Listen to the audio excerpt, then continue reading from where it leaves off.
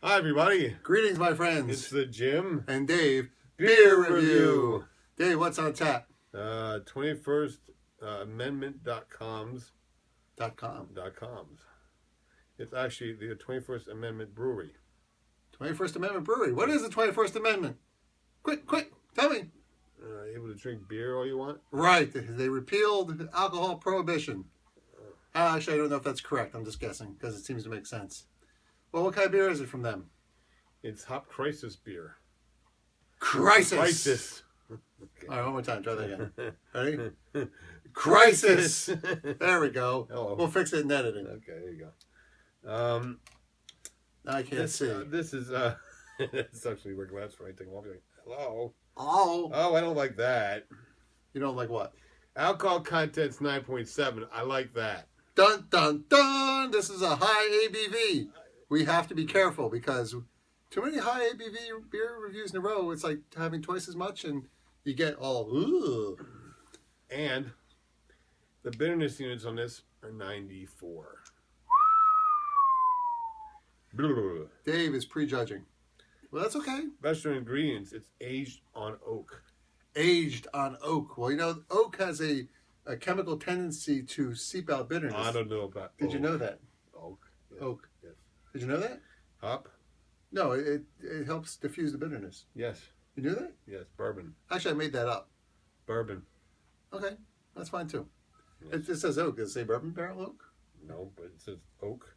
Okay, oak's fine. Usually you put beer in oak barrels. Okay, I never really thought about the wood, but I guess oak makes sense. It's a very Sean and Nico have to break out of Alcatraz and fast. The Hop Syndicate is warring. Is wedding? The Hop Syndicate is hoarding hops. Hoarding hops. Depriving the people of their right to hoppy aromatic beer. Okay. Join Sean and Nico on their adventure to free the hops. First, they plan on daring escape through the sewer pipe.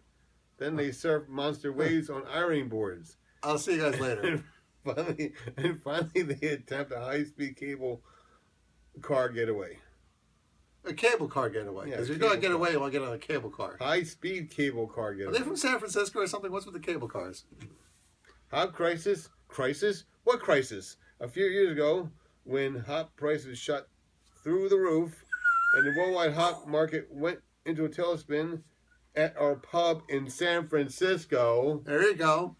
Cable car, I get We it. decided there was only one thing for us to do. We made the biggest, hoppiest IPA we can imagine and aged it on oak for good measure. Nice. The Imperial IPA breaks all the rules with more malt, more hops, and more aroma. Well, if you look at... You know, all the beers are in cans.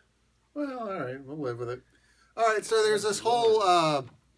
which I don't know if it'll be in focus, but there's this whole story that is very similar to what Dave just said at the end. Resurrection I guess series. that's Nico and what's his face on there? What was it, Nico and who? Nico and Sean? Sean and Nico. Sean and Nico. I don't know who's who there, but nice hair. And if you notice, it says Hop Crisis on there. Imperial IPA. As we all know, Imperial means double. Yep. Twice the alcohol is neutral. Well, it's 9.7. 9.7, okay. Well, Dave, as much as I like IPAs, I don't recall us ever reviewing an Imperial IPA that I liked. Not out of a can. Well, not of anything. I've never... I love a good IPA, and yet for some reason, Imperial IPAs, they're all just... I don't know if it's because they use Simcoe hops for bittering. I don't know if this beer does that or not. But I've never been like, ooh, that was a great... So, I'm not expecting great things about this beer.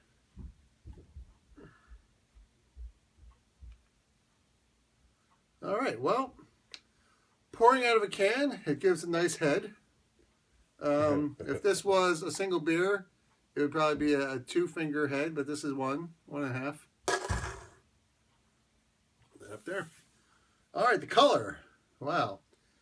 This is very light colored for an IPA. I suppose being in San Francisco, that would make it a West Coast IPA, you suppose. They don't really mention the style, but it's an Imperial. American double Imperial IPA. It's a little bit foggy, so maybe it's not super filtered. Hello, beer. Very white head. This looks like Very crackly. Doesn't smell too bad. It doesn't have that Simcoe-y smell that I don't like. Simcoe-y smell. Well, yeah, I've decided I don't like Simcoe hops, and someone says they use Simcoe hops. I never like it. Nice fresh. I won't go so far as to say lemony, but hint of citrus. Not too much pine though. Is there pine in there? Yep. A little bit. Pine trees down there. You can see the tiny little, things from the pine tree. Needles. Okay. Okay. All right, we're not messing around this time. We're going right into it. Cheers. Cheers. Sikisaki. Hey. Oh my God, Dave. I don't think this is too bad.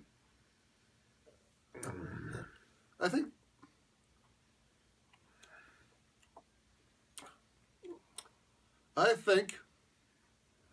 finally I found an Imperial IPA that I like.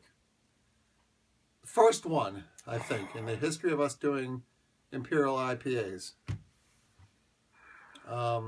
It's very drinkable. First taste is a little harsh, but then we didn't really clean our palate too well from the last beer review. Dave, you got a look on your face like your cat sat on a tack and then gave a hairball on your rug. That's about right. That's your style? No. What are your thoughts on the flavor? Bitter. Too bitter for you? Bitter. Bummer. Bitter bummer. Bitter bummer. Beg your pardon, people. Well, I think as far as double IPAs go, like I said earlier, not a big fan, but I think this one is approachable. It is a little bitter, but I think it's balanced. It's out of a can. Yeah, I mean, it's more, to me, the mouth feels okay, but I don't think it has a great big bitter aftertaste. I think it's more bitter going down than on the aftertaste. No. No? That's terrible. Don't make me laugh while I'm drinking, please. This stuff costs too much to be snorting up my nose. That's why I'm drinking it, because it's high alcohol content. But Well, wait a minute. If it's under, what's your number? It's a 5. A 5. Okay. Well, usually most IPAs, I don't know if I even rate a 5. This one I am going to give